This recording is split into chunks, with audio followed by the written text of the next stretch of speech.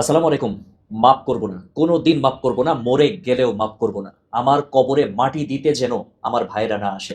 মৃত্যুর ঠিক আগ মুহূর্তে এমনই হৃদয় বিদারক এক চিঠি লিখে দুনিয়ার মায়া ত্যাগ করলেন এক হতভাগিনী। কেন, কি জন্য তার ভাইদেরকে ওই নারী মাফ করলেন না? তার ভাইয়েরা তাকে দেখতে এসেছিল এবং শেষ পর্যন্ত তিনি তাদের কাছ থেকে মুখ ফিরিয়ে নিয়েই দুনিয়ার মায়া ত্যাগ করলেন। এর মূল কারণ কি? কেন? কি ঘটেছিল? কিভাবে হলো? চলুন বিস্তারিত জেনে আসি।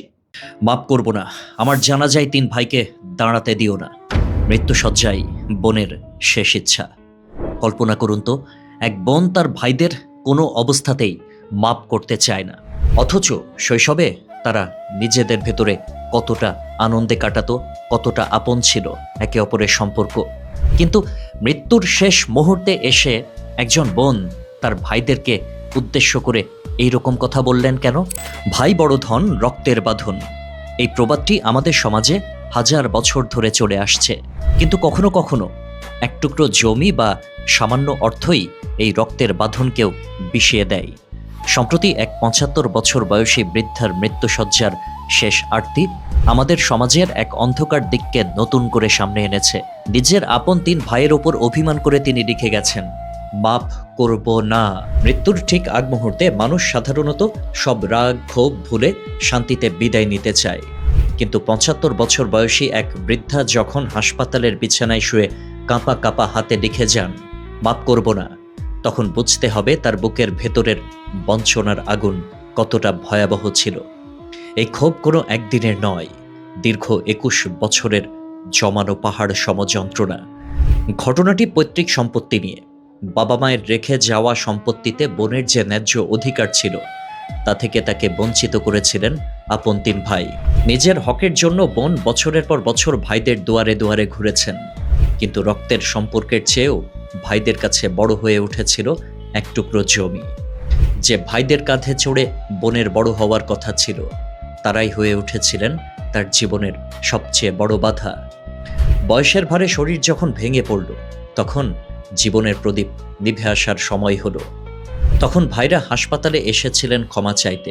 হয়তো পরকালের ভয়ে বা লোকলজ্জায় তারা বোনের হাত ধরতে চেয়েছিলেন, কিন্তু ততক্ষণে অনেক দেরি হয়ে গেছে।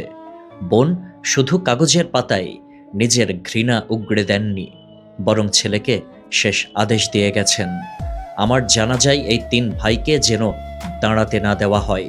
আমাদের চারপাশে তাকালে এমন অনেক ঘটনা অহরহ দেখা যায়।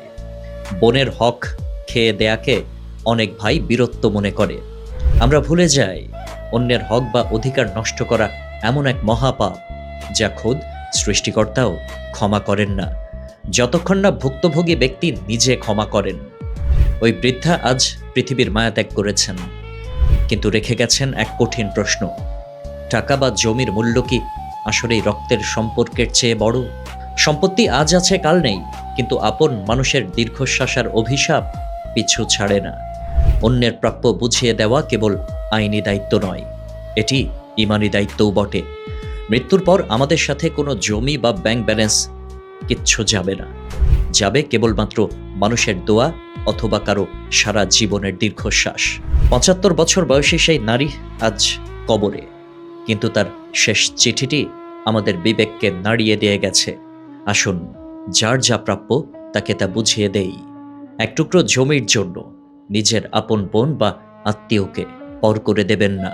মনে রাখবেন, কারো চোখের জল ঝরিয়ে পাওয়া সম্পদ কখনোই সুখ বয়ে আনে না। আল্লাহ হাফেজ।